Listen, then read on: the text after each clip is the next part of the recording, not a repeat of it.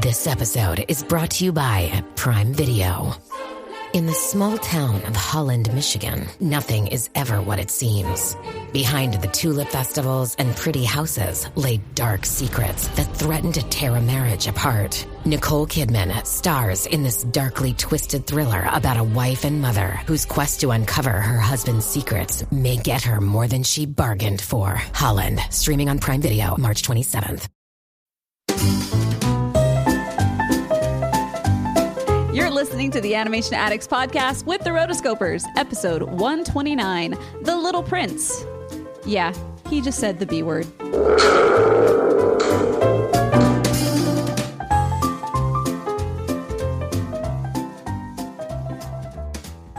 Hello, welcome animation fans from around the world. My name is Mason and you are on the Animation Addicts podcast with the Rotoscopers. This is episode 129, and today we are reviewing The Little Prince, out on Netflix now, so go watch it. And what can I say, really? We are the ultimate animation podcast. We are the greatest that ever lived. We are the toughest in the universe. We're like 3 Super Saiyans just powering up on what we love about animation. But in all seriousness, if you are a recurring listener, welcome back. If you are a new listener, then welcome. And the Animation Addicts podcast, it's like, think of us as like your 3 nerdy animation loving friends, and we're all like sitting on the couch like talking about animation. That is the podcast, and that is what we do. We talk about what we love about animation. We usually review 1 film per episode. Today is The Little Prince, and we're pretty excited. This is kind of a different one. Mm-hmm. It's definitely, it has a different backstory and history to it. It does. People are very excited for us to do this film. So I'm very excited that it finally got released in the United States. So we have a legal way to watch it, which we all watched it legally on Netflix. I mean, we always do, right? We always do. I mean, why even mention the illegal part? Because we're so clean cut. We don't incriminate us more. I'm not guilty. Do I look guilty? I'm just saying, if you wanted to have seen it, you could have. But I waited, and now I see it in its glorious HD instead of some crappy stream that is available glorious somewhere else. HD and Technicolor. So, spoiler alert, folks. We're going to be going over the whole movie. We are the Rotoscopers. We trace over everything that we love about these films and everything that we want to talk about. And so strap yourselves in if you've seen the movie. If you haven't, then be ye warned. There are spoilers from now on. Complete spoilers. I just want to make a quick announcement, a really, really important one. Please do. On Thursday, I'm getting a haircut. Big moment for Mason. Big deal. I am, dude. Someone actually yelled at me from their car yesterday because of my hair. What? So I'm starting to get... It's College Station, Texas. Positive or negative yell? Oh, negative. What did they say? I've been heckled. I had one of those awkward, should I cross, should I not, with some person in the car, and I guess they got frustrated with me, and they were like, they rolled down their windows, they were like, cut your effing hair so you can see better. Oh. The punchline is, the guy was balding. Jealous, that's what it So is. I wanted to kind of, he got caught up with us at a stop sign in front of the Target that I was walking at, so I wanted to kind of walk over to him and be like, hey, just because you're jealous doesn't mean you have to be a jerk about it, but... I wouldn't be able to sue him for that much anyway if he assaulted me. So, well, we go on a lot of tangents too if you're a new listener. But yeah, haircut incoming. Also, I finished my summer course, my animation course that was mentored by DreamWorks, and very successful. We did a really good job, and hopefully this brings me that much closer to the coveted job at DreamWorks Animation. So, these are exciting times for Mason. Yeah, they are. Well, you're fixing to go to Rio. I am. And all kinds of good things are happening in Morgan's life, so we're just flowing with positivity. It's true. Turn around, I'm right behind you. Turn around, I'll turn around too. Turn around, so we can clap hands. Turn around, it's light and flirty. Turn around. Speaking of positivity, I was not positive that this was... I don't know. I thought that... I guess I had misconceptions about The Little Prince because I thought it was was it like in production for a while, or did they just not get it out for a while? Both. It was obviously long time in production, but at the same time, I mean, I feel like we had been talking about this movie for a really long time, and it just took a long time to actually get distributors. And then the U.S. date got pushed and pushed back and changed and this, and then finally canceled. And so I just feel like it's just been in the pipe a really long time. So, just in the pipe. Well, when you're trying to figure out which studios are doing these films, it's like, I don't know. Those foreign films always have like a million studios attached to them, so I didn't really bother to put down which studio created this film. Well, Netflix did not produce it. Netflix is only distributing according to Wikipedia, Kaibu Productions, LPP TV, M6 Films, On Animation Studios, Onyx Films, Orange Studio, and 210 Cartoon were the production companies. It says distributed by Paramount Pictures, but that might need to be crossed out and changed for Netflix. They are producing. Because did you notice as you were watching on Netflix, said a Netflix original film, which I thought was very interesting because typically when I think of Netflix original films, it's usually the concept is from Netflix and they're the ones that are kind of pushing. That produced it. Yeah, but that isn't necessarily their definition of a Netflix original film. Mostly it's the first and only place you can find this is on Netflix. And that definitely is true in the United States because it never quite made it here, which we'll talk about in a little bit. You know what kind of ruined that Netflix original movie is the phrase Disney Channel original movie. It throws me off. I expect something like that with this. Absolutely. Zetus Lapidus. But, this just in, Chelsea got her video working. Yay. And so we get to see her beautiful face. If I start skipping, I will turn it off. But yes. Way to take one for the team. But hopefully it doesn't come to that. Hopefully not. So director of this was Mark Osborne, who directed Kung Fu Panda. So big shoes to fill there. I was looking at his IMDb resume, I guess. I guess he did several live action sequences for SpongeBob, which if you watch the show, those are important. They're few and far between, but they're always hilarious. And he actually did 3 episodes of Action League Now from Nickelodeon's hit show Kablam, which I used to watch when I got home after school on weekdays. Very nice. So, hey, Action League Now, do you remember it? No. The Flesh, he's super strong and super naked. Thunder Girl, she flies like thunder. Stinky Diver, a former Navy commando with an attitude as bad as his odor. And Melt Man with the power to melt. That was the intro for Action League Now. Come on, someone in the chat has got to remember that. Anyway, this episode isn't about Action League Now. Release date was that I'm putting the Cannes Film Festival release date, which was 22nd of May. I put down 2115, so 19,000 years from now there will be a movie called. Good time. Sorry, we don't get out much. 2015, so at the Cannes Film Festival. This is kind of interesting. So, budget was $77.5 million worldwide. It's grossed worldwide $97,500,000 and change. And 98.6% of its grosses are foreign. So apparently the French are cheap. Meaning foreign as in everywhere but France? Everywhere but France, yeah. Not the U.S. version of foreign, Gotcha. which is everywhere but Texas. But we're talking about foreign to France. That is interesting. Yeah, and I mean, it definitely has made back its budget based on those box office, but imagine what it potentially could have been if it was released in the U.S. I feel the U.S. is one of the largest markets. And I mean, China's where it's at. It was definitely positioned. It was supposed to be released around March or April of 2016. It was just cut last minute, almost a week before is finally when the announcement came out. And I remember... Yeah, but what came out in March or April? Well, that's what I'm saying, is that if it would have come out, I feel that it could have done relatively well. I mean, there was Zootopia that came out, and Zootopia has gone on to make over $1 billion in the box office. So I'm not saying that it would have beaten Zootopia by any means, but I think it could have found an audience and definitely made some additional sum. I mean, we don't know how much... Netflix paid for the rights, obviously, to have exclusive streaming rights. Yeah, how does that work?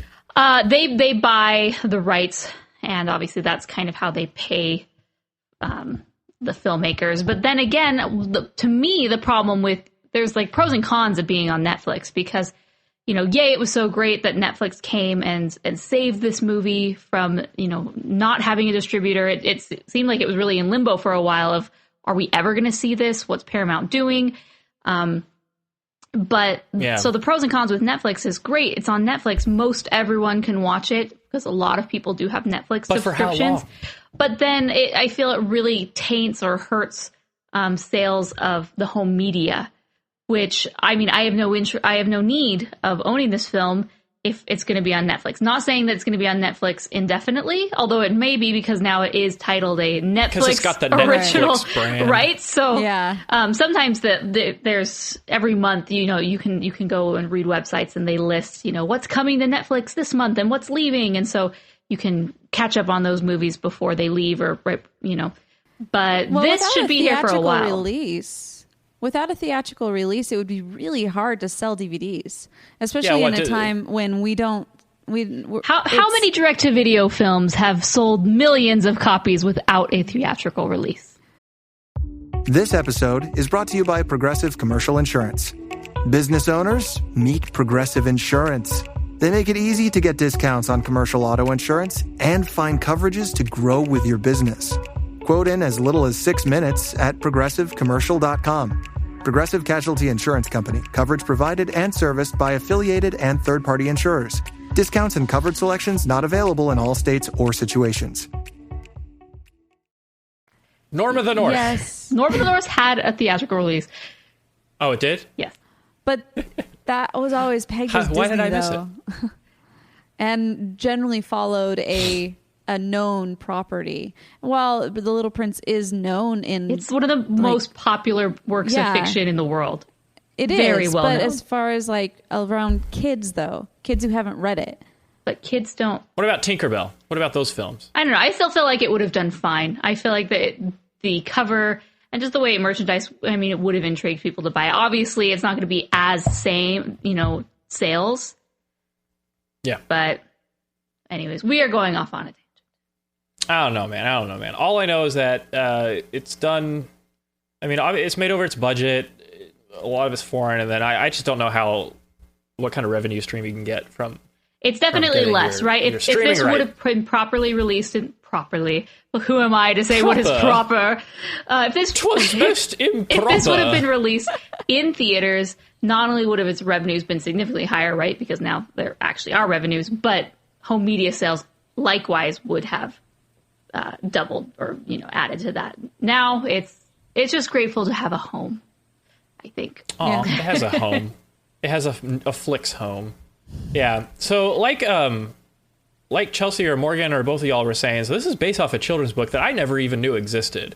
Sad face. I was raised off of straight up Calvin and Hobbes and Garfield, I tell you what. And Hank the Cowdog. He was a huge hit in South Texas, and not much else. I never knew the book existed. It is kind of weird because I feel like they're either making these children's storybooks into animated films or live action films. I feel like we're definitely in that era still. Yes, I did know that this existed. I'd grown up reading it. Haven't read it in a while, but it is very popular. It was published in 1943 in French, and it is I was reading on the Wikipedia page for The Little Prince, it's one of the 4 most translated books in the world. So it's been translated time and time again. It's incredibly popular. It's a novella in the fact that it's more of a short story. It's not necessarily a full-on novel. It's about 90-ish pages, I think. And to me, it really does fall. They did a very good job in kind of telling the story of the Little Prince or adapting it, but it really is just sort of these fables. It feels very much like here's these little vignettes where you're going to be learning something, or there's a big philosophical discussion or topic that they're talking about. Some of these little epithets are a bit disconnected. Just kind of here's a scene. They have a similar vein, that ultimately ties it at the end, but and I feel that was expressed very well in the actual adaptation. Yeah. Yeah. It's one of my, it wasn't a book that I grew up reading. I didn't actually really hear about it until like 6 years ago or so. And the first time I read it. I actually did the audio version, and I would go to the gym and I'd be, listen to Little Prince, and there would be these moments where I'd be like lost in this thought, just like, oh my gosh, this is the most. I was just so entranced by so many of the stories. I was just running, and all these little quotes that would pop out, and I'm like, wow, this is really transformative for me. I really like it. So, and honestly, it's one of my favorite works of fiction out there. And I hadn't seen any of the other adaptations. I have looked it up just to see if there are, and there are quite a few other adaptations. They don't look nearly as good. Like, I don't want to, none of them look like something that I would want to see. This one, from the very beginning of everything that I ever saw about this one, just had me. And I was like, I want to see this movie based on the images that were portrayed in the everything that we saw. Now, one thing that surprised me was this inclusion of this new storyline, which is shown through CGI characters. Now, I feel like for the most part, when this was initially, the teaser trailers were coming out, it was very true to The Little Prince. I had no idea that this additional storyline existed until you started seeing the movie posters of the girl with the goggles and the old dude. Yes, until very late in the game. These guys. There were later trailers that kind of exposed that, and then obviously movie posters and whatnot. Now, so that's one thing when I was first watching this that I was having trouble with, because the styles of the two are so different. I remember when the trailer first came out, the world was just wowed by the animation and the style of the Little Prince storyline, which is this stop motion. To me, it's almost like the 3D paper art that people do. It's just the way that the characters are molded. It's like they have paper faces, and sometimes it's more 3D. Other times it's very flat and painted on top. Just very rich, and I absolutely love that style, and thought it worked so well. And then you contrast that with the real life storyline of the little girl and her mom. The CG, yeah. And it just feels somewhat generic to me, just the characters. And I don't necessarily think that they didn't work together. I was kind of concerned. I'm like, okay, how is this going to work? I think it worked okay. I'm not necessarily sold on the fact that I feel this other storyline was necessary, because the movie was long, not a little long, but longer than most. It was over 90 minutes, so most animated films are around 90 minutes. And I felt that since this is such a short work, I don't know. I'm just I would have liked, I don't know. I'll let someone else talk while I ponder what I'm trying to... Yeah, ponderize. So I think it goes without saying, though, that there were big expectations for the film because the storybook that the film derives from is so loved and so popular. Mm-hmm. And it also helped that director Mark Osborne had this really powerful pitch that he did. He had what was called his magic suitcase, and it was really cool. Actually, I think Jeff Bridges actually mentioned it and how cool it was, that it was this kind of crazy suitcase that had all these pull-out compartments and all these pop-up things that he used to pitch the film, and it was very magical and very eccentric and stuff, and that actually won over a lot of actors and artists and got the distributors online. And so it was really elaborate thing. And also Osborne was so impassioned with how he gave his pitch that he was actually able to get a lot of support. I mean, there's a lot of, A-list Hollywood actors and actresses that lent their voice to the film. And I don't know if this had anything to do with it, but they actually animated for the English voice track, and then they re-recorded it in French because the voices all line up. I thought I was going to be watching some French film where it was dubbed over, but it was very much made that way and stuff. And so, I don't know, a lot of passion for your project will go a long way, because it had a lot going for it. It didn't really have it didn't have a distributor at the time. It was a foreign film, so it has that kind of stigma, like that Simpsons episode. Maybe that's what people think about it. But so anyway, magic suitcase might be a good tip for pitching your projects. Ooh. But definitely excitement and passion really helps. Yeah. I mean, seriously, we had to pitch conceptual stories to these DreamWorks people at the beginning of the summer. And we got this crazy idea about trash in the ocean and that it forms this giant whale sculpture. And it's all very symbolic and like not negative or positive. It was very complex. And we had to basically practice how we said it, because what you have in your head needs to be able to be articulated clearly and with excitement, because excitement and passion is contagious, and that can get your director hooked, or your producers hooked, or your executives, or the people that matter. And so I definitely learned an important lesson with pitching then, because, man, that was kind of a convoluted story, I'm not gonna lie, but we got it to work. In the end, our producer guy from Dreams was like, wow, when he saw the final product. So that's all I wanted from him. But yeah, passion in your pitch, passion. So what did you feel about the little girl's story? Do you feel that it worked, that it didn't work? I mean, it's there to frame and kind of juxtapose the Little Prince's story. I feel like the Little Prince's story is so whimsical and just like it really is a fairy tale in all the different elements in what's happening and whatnot. And then we skip to reality right away. And it's just like boring, not that it is boring, but it's your boring, you know, modern day world the setup that we've seen. Yeah. Where we're trying to get into the school, and it's like everyday nowadays problems. Like the world is so competitive and parents are so involved in their kids' lives and scheduling things out and not letting them be kids. And that didn't necessarily feel new or unique to me. However, the fable elements of The Little Prince, even though I'd read the book before, felt very exciting. So I was just wondering, I mean, I need to do more. I just don't know why he necessarily felt he had to have this element of the girl and her mom and that conflict. Empower. Claire is practicing her breathing for her upcoming yoga retreat in Bali. Has she ever done yoga before? No.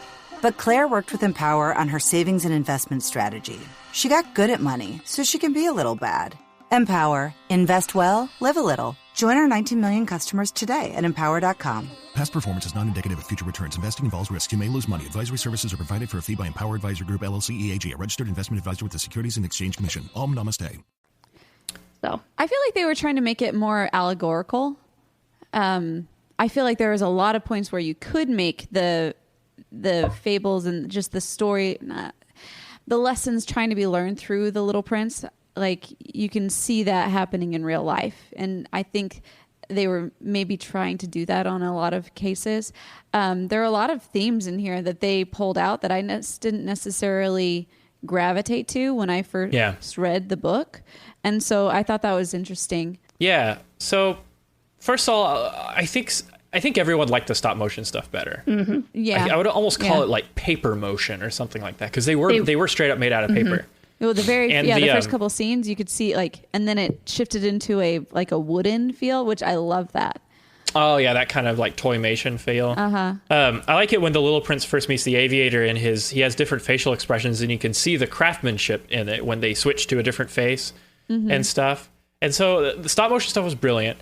I personally got confused when they turned all the stop motion characters into CG characters at the end, like the little girl visits kind of this like twisted, corrupt version of the Little Prince's world, Mr. Prince. And but here's what I have to say about the little girl and the mom. They don't even have names. They're just the girl and the mother. Sweetie, yeah.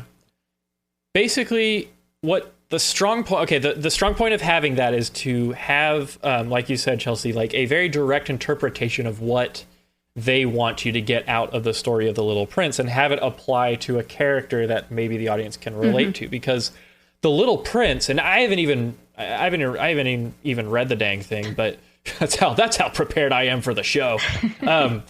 But from what I saw in the film and from what I understood, what I saw, the Little Prince has multiple interpretations. Am I right? Yes. And the Little Prince is very ephemeral and intentionally unclear and a little bit of vague, but not necessarily in a negative way. It's basically that's what makes it so accessible. to youngsters and adults like Chelsea. Like, she can watch it at the gym because it's got multiple interpretations and it's got multiple things that you can extract from it. And so subtlety and symbolism and metaphor is there. Whereas the little girl and her mother is not subtle and not a metaphor at all. It's basically like, this is what happens when you grow up and get a degree in finance, you know? This is what happens when you go to business school and try to get a job. You turn into a horrible person. Businessmen are evil. The end. Any questions? The end. But basically, it's not subtle. And so when you pair an unsubtle, ephemeral like story with a story that's not subtle at all, that's very, I wouldn't say in your face because it wasn't Zootopia exactly, but it was more very direct. Like, the mother was very much like a parody of the controlling but scared control freak. You know, she's not a tyrant because the little girl's totally into it. You know, she's just as on board with her and has the same desires as the mom, then, you know, to be successful and be a grown-up and stuff. And so the many like themes and the many ideas that can be extracted from The Little Prince are kind of funneled into the story of the girl. That's just my theory on it. I loved the symbolism and the kind of ethereal, kind of not abstract but surrealness of the Little Prince segments. And whereas the CG part was just like, oh, she's like found a friend that that society doesn't want her to be friends with, and they have a lot of adventures. Ooh, I bet she's going to get her feelings betrayed at some point. And and it just kind of plays out like that. Yeah. I did like how they had the difference in the two sets of animation style. It's kind of like back in the olden days when there was no CG and it was just like live action versus animated, and they would do that to like do dream sequences or then you got James and the Giant Peach. Right, yeah. Well, but this one I felt like having the two separate like that helped it keep the two stories separate, and so that you're not like, wait, where are we still? Are we still in this world or this world? So I felt like that was really great. It kept that idea tight. I didn't, and I kind of feel like at the end they did want to kind of bring it all back home, bring, you know, how things would be if they were still going. I'm not sure how I liked that one, but I felt like it ended really well. There were just like those 15 minutes where I was like, why? But I felt like there was a payoff. So there was a payoff at the end. Yeah. You get to see the Little Prince in CG and not just papermation. What we all were looking for. That's all I ever wanted. I will say this though, hearing Jeff Bridges in the intro was majestic. I love Jeff Bridges' voice ever since Tron, you know, and I kind of like rediscovered Jeff Bridges. I mean, Jeff Bridges could be rattling off the side effects of like a prescription medicine in his voice, and I'd be like, keep talking, man. Thick as molasses. I love it. I kept getting like The Giver in my head. I mean, I've seen other movies with him, but I think that was the last movie that I saw with him. And I kind of felt like it had a little bit of the same vibe as far as like the guy you're not supposed to be talking to, or I don't know, sharing all the secrets of life. Jeff Bridges, he specializes as the guy you're not really supposed to be talking to. I get you. And then we've got but there's so many celebrity voices. We got Rachel McAdams as the mother, and then you French people help me out with, but Marion Cotillard. And just keep going. And then James Franco, and then Benicio del Toro, and then Ricky Gervais, Paul Giamatti. I forget who Paul Giamatti was supposed to be. And then Albert Brooks. I love all the sinister Albert Brooks roles that he's been doing lately, or that we've been seeing lately. You know, this came out last year, and Secret Life of Pets came out later. But you know, I'm waiting for the evil Marlin Pixar theory. He wanted Dory to get lost for the insurance money. For the life insurance. Mm-hmm. Yeah. But, you know, what I didn't like is that these big names and these cool voices, like Benicio del Toro as the snake, like after saying Sicario, like he fits the snake character. But a lot of them are just in it for like 2 seconds. I'm thankful that James Franco was only the fox for like 1 minute. Because I'm like, can we not? I'm not a James Franco fan. I wasn't a fan. Well, I could have gone with any actor really for this over him. Like, especially when they only have like 2 lines. Yeah, I wasn't like I hate James Franco, but it was just like it was kind of I didn't feel like I don't know. I didn't feel like it was like the best fit in my opinion.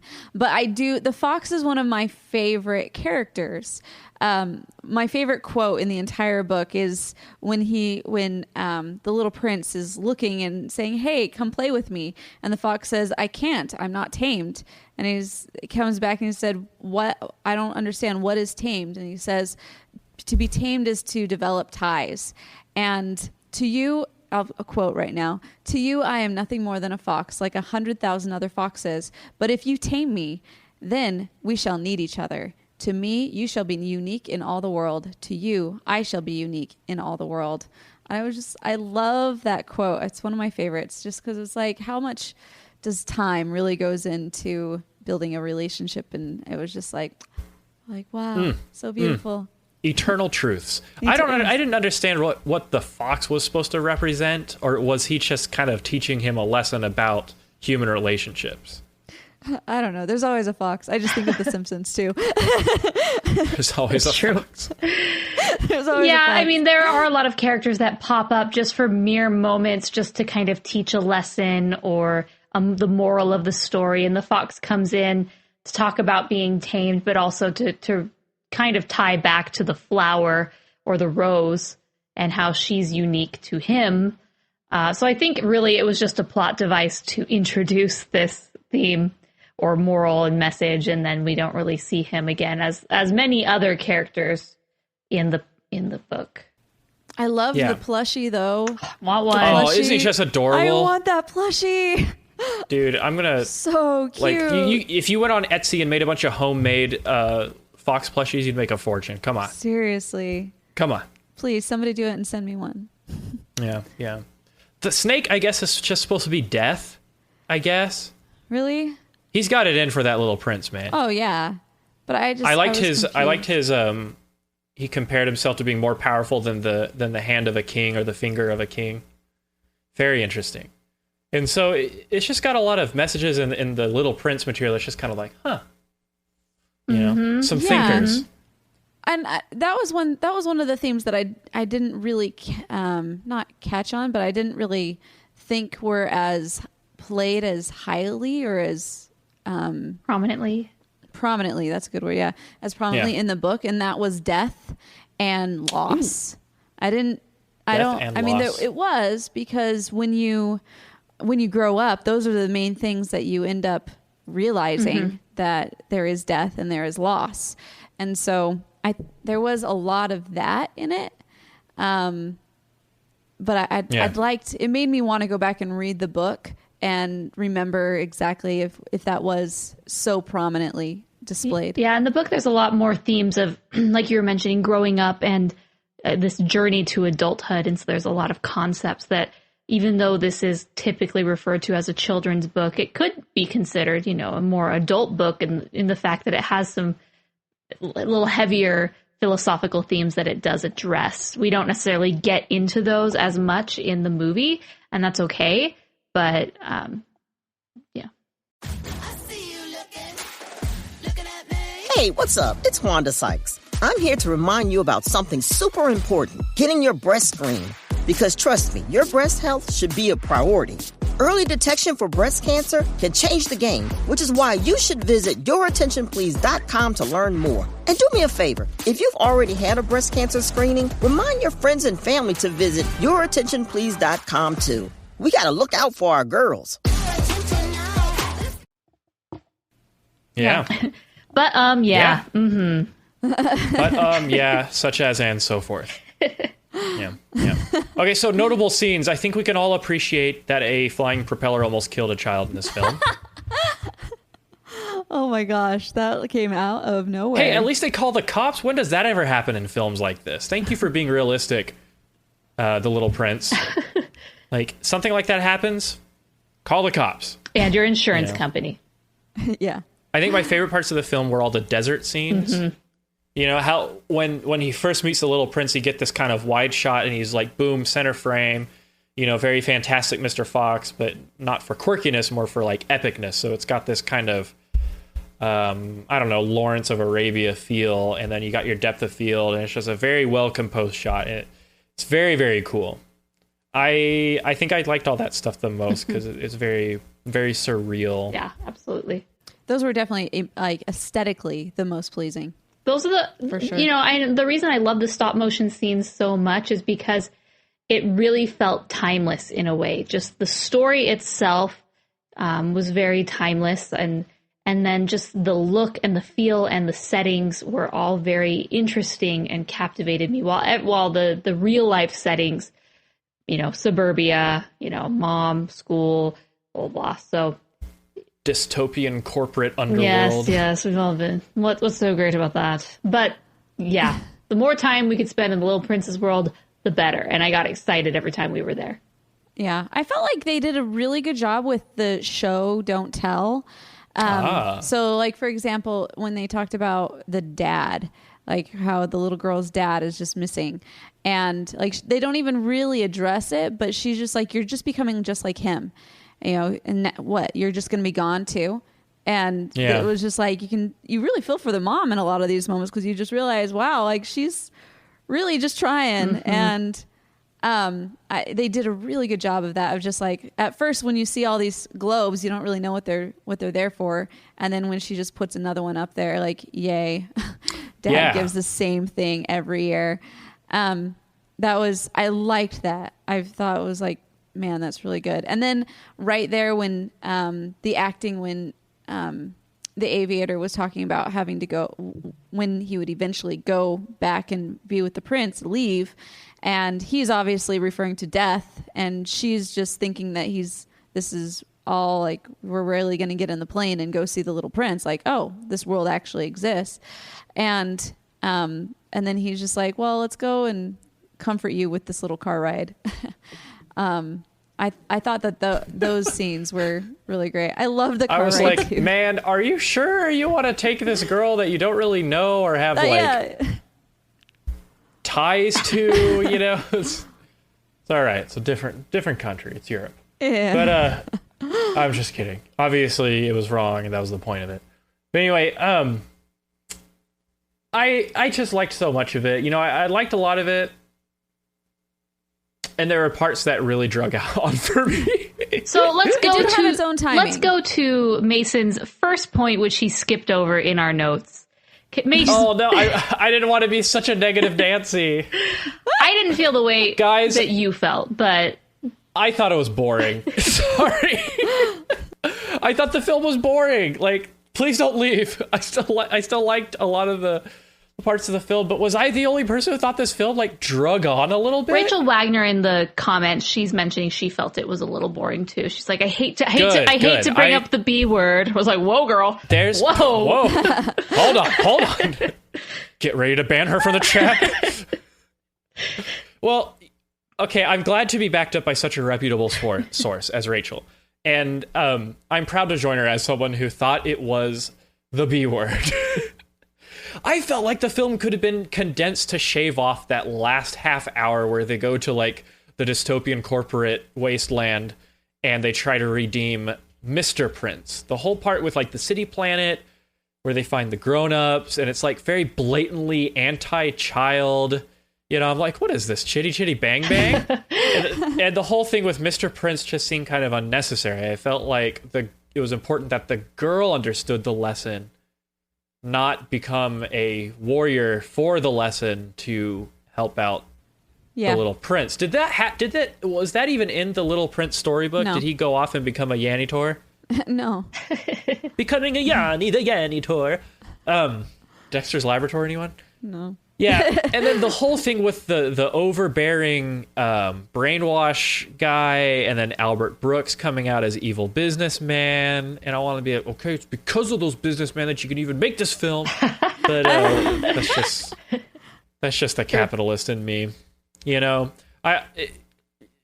You're never gonna find a European produced film that's actually in favor of businessmen, but that's all right. Here's to hoping.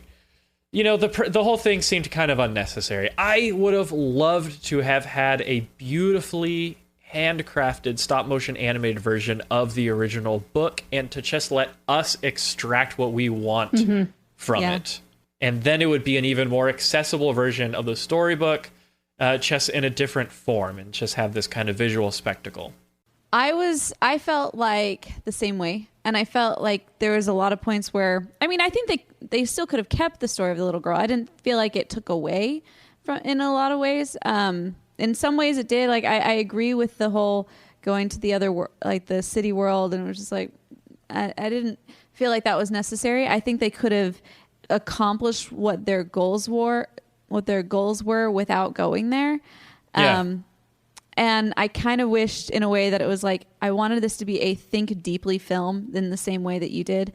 And I would have really loved if like somebody like Pete Docter or like Hayao Miyazaki would have like done something like this. That would have been grand. I read a few reviews, and a few people made parallels to Up specifically. Up, yeah. I saw a lot of... I like the subtlety of Inside Out and how they were able to explain those feelings, because I felt like they did try to go into a lot of the feelings that the little girl was having as far as like loss. And I just felt like there was a lot of subtlety that could have been brought out of that. And I think they were trying to, and I just felt like they didn't know how to accomplish that. Well, I didn't think the movie was particularly boring. I actually was a little bit more... boring. Well, when I first started watching it and I saw the CGI scenes, I was like, oh, well, these aren't the scenes that I really am looking forward to based on the trailers. However, I actually did find the storyline of the little girl somewhat interesting. Like I was saying before, I mean, that may sound a little bit contradictory. I didn't necessarily think it was 100% needed. However, it was interesting enough that it kept my attention. And I did like certain elements of the story. But definitely the stop motion took the cake, or took the prize, right? Yeah. Oh, cake. Man, I'm hungry. What'd you think of the music? I'm surprised Chelsea has nothing to say about the music. I thought it was good. I mean, it's all about that Hans Zimmer. I mean, he did a great job. I got kind of a Coraline vibe from, there were a couple songs that actually had kind of a quirky vibe to it, It was very French feeling for me. Oui, oui, ha, ha, ha. Which I loved. Yeah. I felt the score and the songs were very appropriate, and that they really did help to enhance this movie. I saw some of my friends even tweeting about this, saying, oh, that Hans Zimmer score on The Little Prince, it's amazing. People who I don't think would normally, I feel like, be watching an animated film, so I thought it was interested. It got me excited that The Little Prince has an audience, and not only are they enjoying it, but they're also enjoying the music.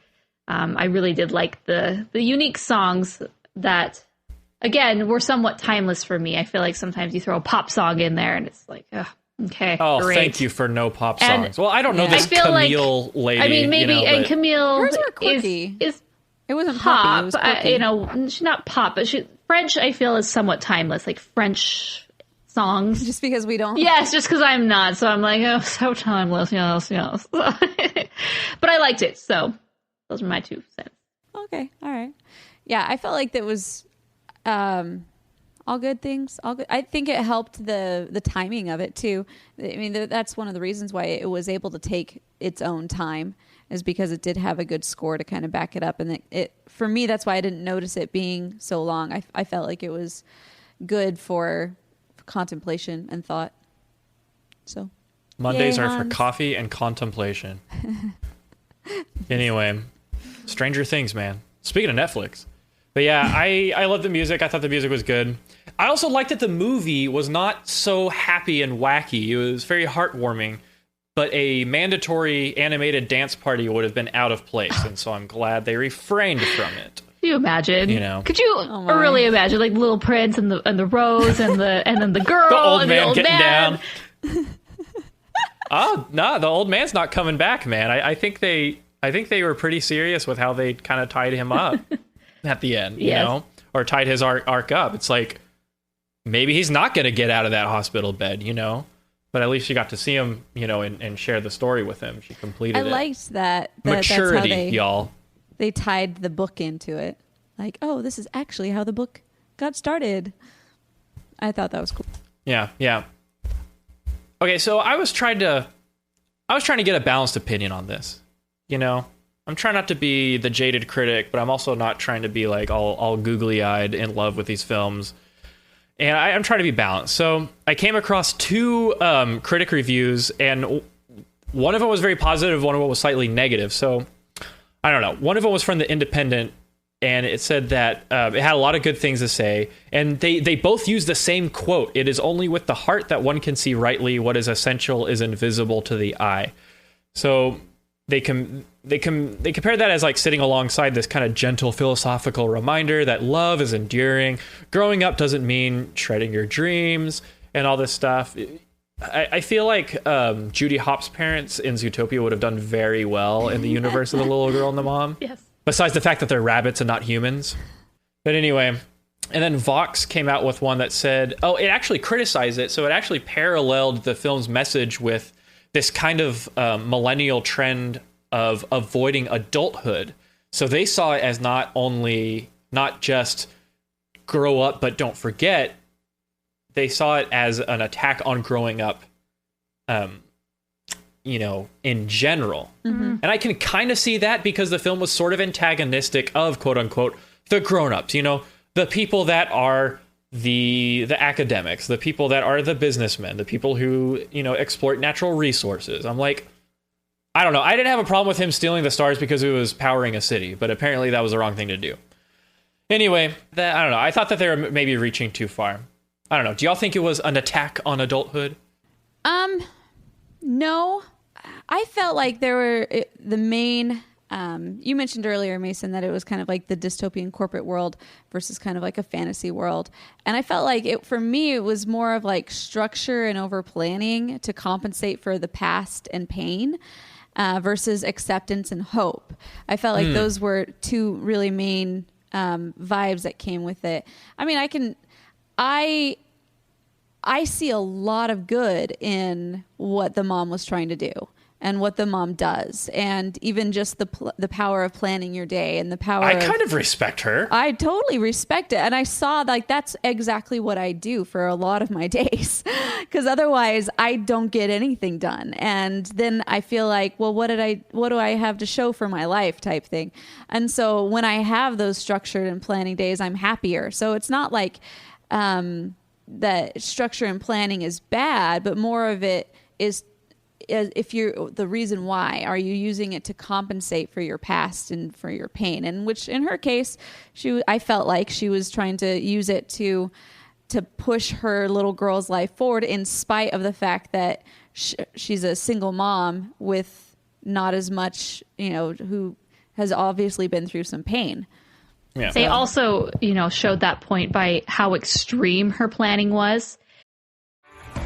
Este episodio es presentado por Honda. Descubra la nueva Honda Passport Trail Sport Todoterreno. La Passport más todoterreno que Honda haya imaginado jamás. Esta Passport cuenta con mayor altura al suelo, barras de techo en todas sus versiones y neumáticas especialmente diseñados para cualquier terreno. Además, disfruta todos tus viajes con el control de clima de 3 zonas, techo panorámico y opciones como asientos delanteros con calefacción y ventilación. Conoce más en honda.com/passport. Where it was nearly every minute 15 of every day. minutes it was scheduled out, which what if you have to go to the potty? Not allowed. Absolutely not allowed. Okay. I kind of do that though.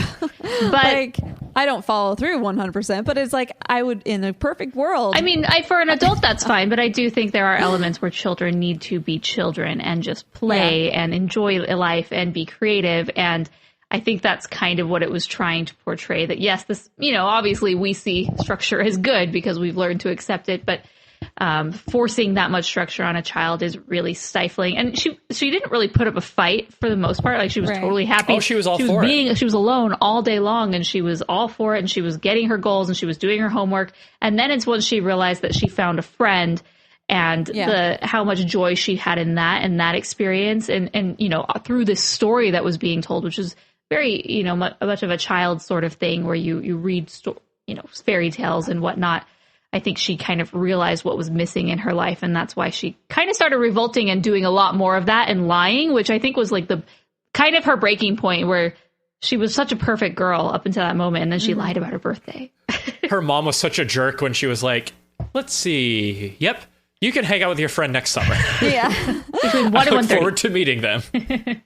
Yeah, between 1 and 1:30. So yeah, the mom definitely had flaws and stuff, but I don't know. Well, I know that I'm going to be the parent that's going to send my kid to like math camp and stuff. Oh, you got to really? be, man. Yeah, because STEM is taking over the world. But no, not really. As a grown-up who I don't think has really grown up, just ask my wife and my little sisters who act older than me, I totally understand the theme of growing up but not forgetting, and I think what satisfied me with the ending was when the aviator hugged the girl and said, "You are going to make a great grown-up." Mm-hmm. By implying that she will grow up someday, but that she'll do it according to the Little Prince. You know, she'll not forget what is the most important thing. You know, keep the main thing. All right, so we can jump to rating it, or I have a few reviews which we can listen to before we rate it ourselves. Let's rate and then go to the other people's reviews. Yeah, our opinions are more important than theirs. Then Mason, why not you take it away, mister? Yeah. All right, 3 stars. 3 stars, folks. It was pretty good. I would definitely show it to my kids. Like, it's very kid friendly. Like, it's very cool. And the animation, we didn't even talk about the quality of the CG animation. Like, it's not that bad. It's very good. I think it's good. Yeah. That's pretty good. But I wouldn't see it again. We were talking about this at the Rotocast for our patrons. And, okay, maybe not math camp, maybe animation camp if they have one. But I'm responding to people on chat. But we didn't even talk about the animation. You know, I just thought it was good. And we had a conversation about replay value at the Rotocast for our patrons. I wouldn't see it again. Some films I think are good, but I wouldn't see them again. This is one of them. Sorry. Okay. I will also give the movie 3 stars, but I do say that there is replay value. And I think the main reason why there is replay value is because I have read the book, and I like going back to my thoughts of the book. And I like going back to thinking and seeing the portrayal of that, and just the pictures are really pretty. So I do believe that there is replay value for me, and I actually do want to see it again, just because it was like, I'd like to relive some of those earlier parts of the movie, not necessarily the end, but you know, some of the earlier parts when they are so deep into the stop motion part. Mm-hmm. I would go back for that.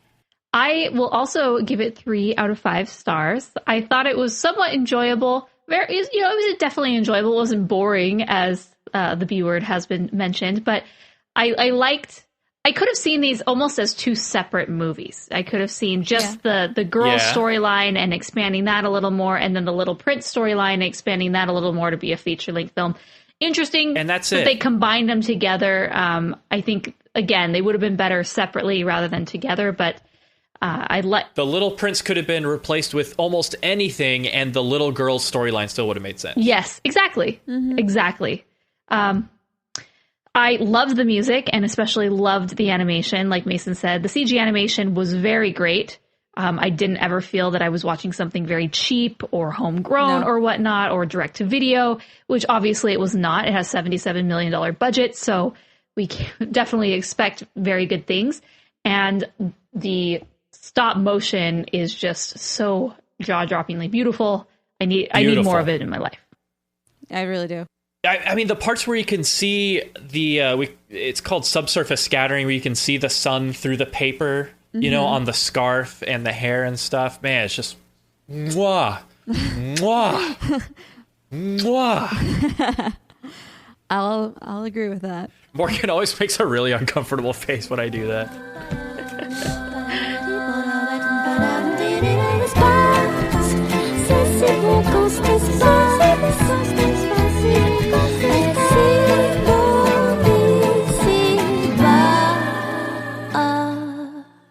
I'm Dr. Jen Ashton, your host for Season 2 of The Visibility Gap, a podcast presented by Cigna Healthcare.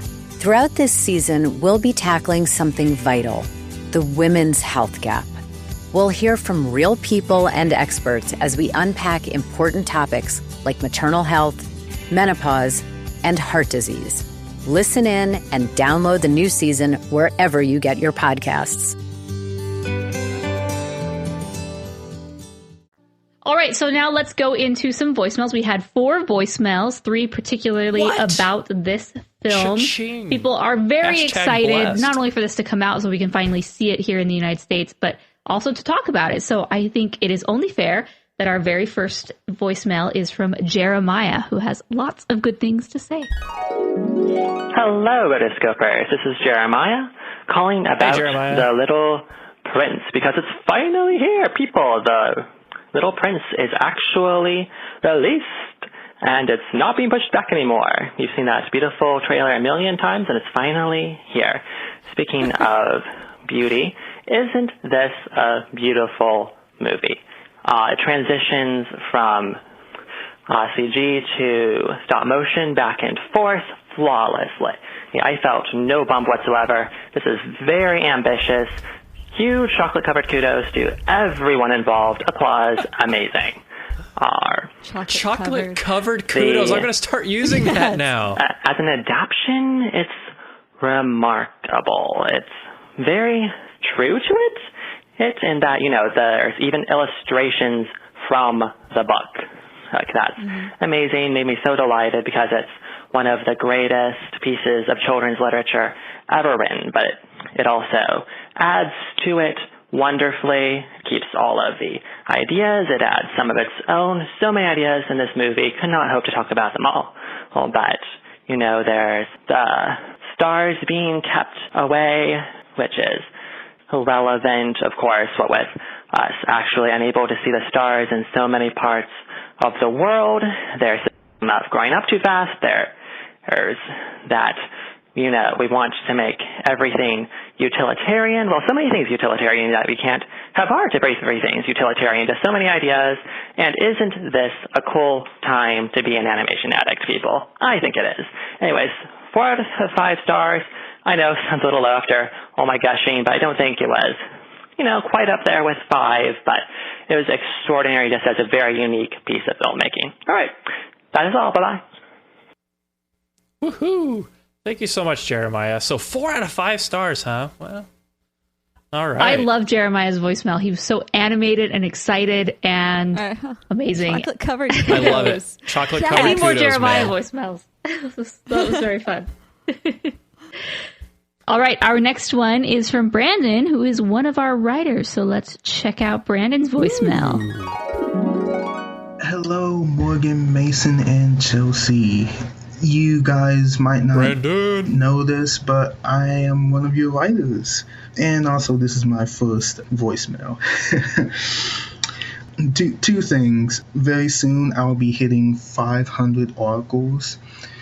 So, wow. How many years has it been since I first started writing in 2013? About maybe 2. And now I've written nearly 1,000 articles already.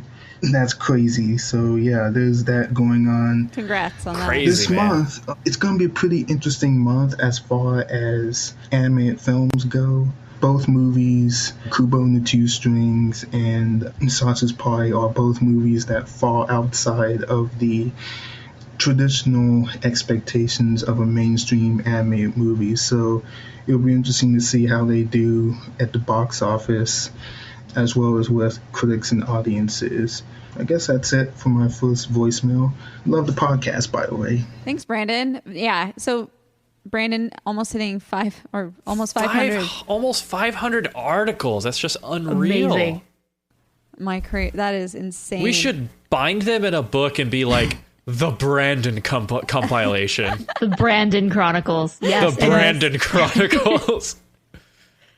No, he is an amazing writer. They'll be worth a lot of money someday.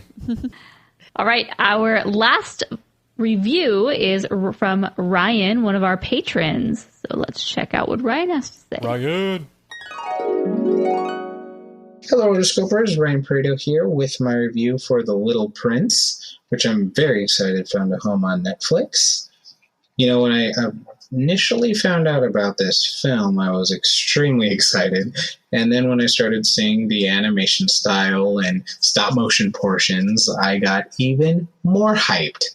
And I tried to contain it all, but eventually I got to see it and I was very, very pleased. I got everything I wanted out of it and then some. I loved how they expanded certain aspects, how they simplified certain aspects, how they added to it in certain ways. And, you know, the story just means so much to me. I purchased so many versions. I gifted so many versions. I have 3 or 4 of the audio versions because I have different voice actors and stuff because I make good decisions with my money. And I was just so happy to finally see this film. And very grateful it's finding a new audience in the Netflix community. I hope you and a lot more people find it and like it. And I'm going to be giving it a very, very unobjective 5 out of 5. I cannot fairly judge this. Oh my but God. I enjoyed it. I hope you guys have a great day. And thank you so much for everything you do. Bye. Ryan 5 Pareto. out of 5, y'all. You're the man. That was pretty intense. Yeah. No, I got nothing to say about that, man. But it was everything that he said was true. As far as there were parts where they expanded it, where they needed to, and then there were parts where they simplified it where they needed to. So I give good props for some of those. Good props or mad props? Not quite mad props, but okay, because it's not 2002. Okay. Right. Well, all right. Okay, good props to Ryan. All right, now our last one's from Sarah. She has a somewhat unrelated question, which we will answer. A question. Hey, Rotoscopers, it's me, Sarah again.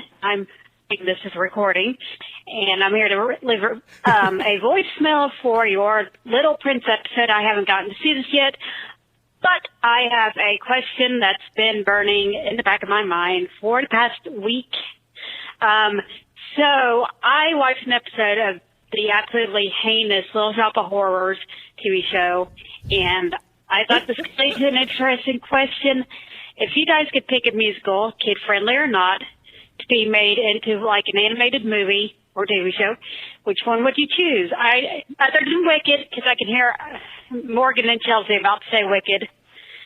So, yeah, just thought call and say hi. Love you guys. Bye.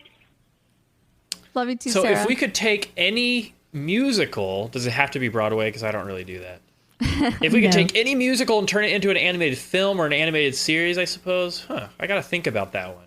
My experience with musicals is not we as are disqualified from choosing Wicked. I'm disqualified. And, obviously we're disqualified from choosing films that were already musicals, or like The Beauty and the Beast and Aladdin, right. And, things that came from a movie and then turned into a musical, and we're going to turn it back into a movie.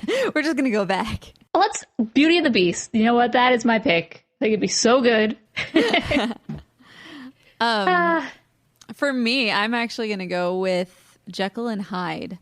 It was back in 2000 or so. But they've got some amazing songs in there. Some of my absolute favorite songs to sing myself. So that one would be the one that I would go for since Wicked has been disqualified. Yeah, but Jekyll and Hyde, if you haven't listened to the soundtrack on it, there's the best songs to listen to are From This This Is the Moment, and then also In His Eyes and A New Life. Those are my 3 favorite songs on that. Yeah. So, and Someone Like You. So top 4. So those are my favorite songs on that album. So you should listen to them. But yeah, that would be I think it would be really good and really easily done in animation, considering the transformation and such. Ooh. My favorite musical, one of them is Les Mis, and I don't really think that necessarily would be great in animation, although you could do a really They make an anthro. Like an artsy stop motion version. But I think some of these more modern ones, maybe like How to Succeed at Business Without Really Trying, could be super cool in animation. You could even do it as an anthropomorphic thing, you know, where they're everything's more fun when they're cats all that cats are humans, and yeah, exactly. So anyway, yeah. I don't know. I'm really limited with the musicals I've seen. I don't know, guys and dolls, both anthropomorphic animals. I don't know. I really like Phantom of the Opera. I think like once you see Phantom of the Opera, you don't need to see that many musicals. But I don't know. That would be kind of cool. He could do it with like cute animals and stuff, and change it to something like Phantom of the Toll Booth or something.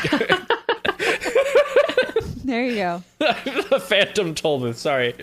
But anyway, that's all I got. Awesome. Good question, Sarah. Thanks for your all right, voicemails. That is all we have for voicemails. If you have a voicemail, be sure to send them to us at rotoscopers.com/voicemails or 406-646-6575. And before I close, I do have 2 items of business that I want to discuss, which I should have talked about at the top of the show. One, Morgan's PSA on us being critics. A PSA? There was some feedback last episode how it was very disappointing that we switched at the last minute from not doing Ice Age to Bambi. And that was absolutely on us. We didn't give you guys heads notice that we were changing the movie. I'm sure some people went and saw Ice Age, kind of preparing for the film. And then we ultimately decided not to do it. And we got some feedback that, you know, you guys are critics. You should review, you know, the good and the bad, and you should just suck it up and do it. And I wanted to address that. I do not think Did someone call us out on that? Yes, a little bit. But I do not think that we are critics. I have never referred to myself as a critic. I'm an animation addict. And like I said at the other podcast, I'm addicted to the good stuff. And I, you know, have a good time with the bad stuff. But yeah, long story short, that one was bad on us that we didn't give you enough heads up that we weren't going to do it. And we will be better in the future about if we switch things, not to literally do it the day before and say, nah, just kidding, we don't want to do that anymore. Because that wasn't really fair to you guys. So yes, that is my piece on that. And I'm very sorry if people were disappointed. It seems that 99% of the people were okay that we did Bambi instead. So we did get a lot of positives about the fact that we did Bambi, and people were really excited. Yeah, we're always looking out for the one. But, you know, I don't know. Yeah, we did decide pretty much the day of or like the night before, we don't really want to do Ice Age. Let's do a Disney classic instead. Morgan was like, ooh, someone just happened to request a Disney classic. So it kind of worked out. But I don't know. It's just that sometimes we get so busy and we don't get to plan whether we really want to do Ice Age or not. And it wasn't a patron choice. So kind of a lesser of two evils thing. Plus, yeah. But wasn't the Bambi review hilarious, though? Wasn't it just so great? Cue the gunshot. Perfect. So my other little announcement is the status on writing applications, or if you applied for graphic designer or film editor. Yes. Film editor. We're making a movie, guys. Video editor. We had over 60 applications for all of those, and they are in my inbox right now. I have star next to anyone who applied, so I know exactly where you are. The fact that we got so many was kind of overwhelming, to be honest, and so I haven't actually gone through them yet. I want to make sure that I go through them all at once and give everyone a fair shot. So our goal is to have that kind of those announcements done by the end of August. So if you are wondering what is the status of the applications to join the team, then that is that. So hopefully by August, but yeah, there were just quite a lot of people, which is really exciting and overwhelming. And, you know, I want to make sure There's that 60 people that care. That's awesome. 60 people that care. And then it makes me kind of sad because I'm like, oh, everyone applied and we want to just take everyone on. So you should be getting, so if you're emailing me asking, hey, what's the status? That is the status. So hopefully in the next few weeks, we'll have an update or a final decision. Okay. So other than that, that is all that I have, everybody. Good episode. I like it. Very good episode. I'm really excited that we were able to review this one. Thank you, Netflix, for making that possible for us. And I know a few people in the comments said that it's not available in their country yet. that's a big bummer. And I really wish this had better, bigger distribution so all of us could see it and all be happy and holding hands and whatnot. But thanks for everyone who joined in the chat room. We had a very, very active chat, a marriage proposal even. So great stuff. We had a pretty eventful chat going on here. It was a real party. For show notes for this episode, you can go to rotoscopers.com/129. That's where you can find all of the various links to purchase if you would like to listen to the audiobook of this, if you would like to buy the book. There's anything that we refer to as far as articles and whatnot, we will include in the show notes. And of course, if you couldn't join us live and you want to give us your review, go to rotoscopers.com/129 and join the conversation in the comments. Also, you can support us, like we talked about, by becoming a patron. So we do a special episode every month where it's a little bit more chill. I'm not saying it's more fun, but it's chill, and you guys get to ask us questions. Mason's drawing fun drawings. Every month it's a little different, so we're trying to make it fun for you guys. So rotoscopers.com/Patreon for that. Also, we do have our shirts still available. Rotoscopers.com/store is where you can go, and you can buy a Roto t-shirt. They're very cheap. They're really basically only $5 to $7, I believe, and then shipping, depending on if you're international. Really, we're not making any money on the shipping. It's just basically the base price of what it would cost to ship to various places. So check that out. And yeah, that's all I have. Yay. Woo. Thank you so much for listening. We love our patrons and we love our listeners, and we're happy to discuss animation and to have such a lively conversation going on in the chat. And we had first time voicemails. I love hearing people for the first time and being like, your nice. Beautiful voices. Yes. So make sure to check those out too. So if you want to be a part of the voicemails, if you're like, hey, why is it that, I'm not on there? Well, it's because you need to send one. Or, hey, I want to bug them. Yeah. Yeah. That too. All right, cool. everybody. Cool. Make sure to check us out on our individual streams, not streams, but, our individual locations. I actually just updated my website, so you can check that out. It's pretty cool. Really? Yeah. I'm going there right now. I seem to do that all the time, but I did, yes. And then also you can check out, I'm going to be going to Brazil next week. So good times will be following. And then we're going to be, I love your face, Mason. I love the couch photo. It's a great photo. Regal, majestic, lovable, yes, cuddly. Oh man, fantastic. Check it out. Well, even more of a reason to go to chelsearobson.com. What is this couch photo she's talking about? So, I'm going to be posting a lot of stuff about my trip to Brazil, and I'm going to be gone there for 6 weeks. So about 2 episodes of the podcast, I will be in Brazil. So good times will be had. Check us out. You can go to chelsearobson.com. You can go Chelsea Robson, Twitter and Instagram and Snapchat is Chelsea M. Robson. So there's a little difference there. But Morgan Stradling, she's consistent all the way through on Twitter, Instagram, and Snapchat. Only one of me. Only one of her. And Mason, SMTX on Twitter. And then this anime Instagram. I'm off of Twitter. Oh, okay. I cut myself off. He is no longer a member of the Twitterverse. All right, so go straight to Instagram for that.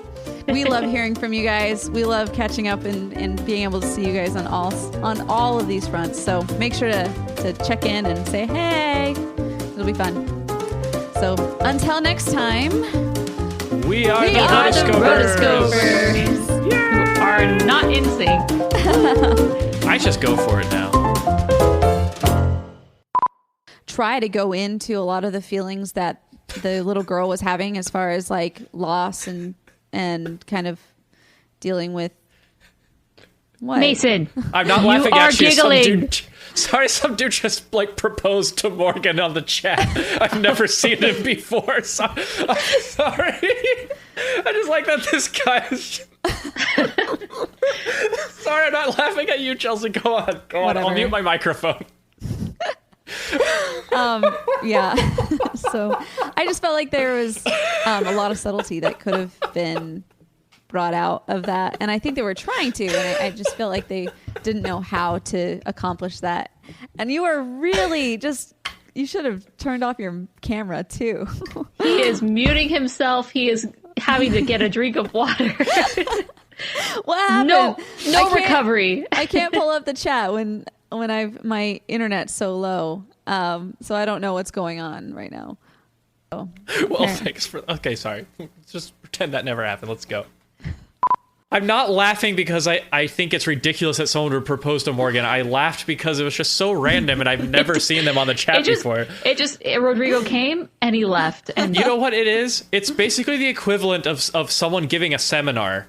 3 people giving a seminar on the stage and some guy just busting through the doors of the auditorium going, I love you, Morgan. Please marry me.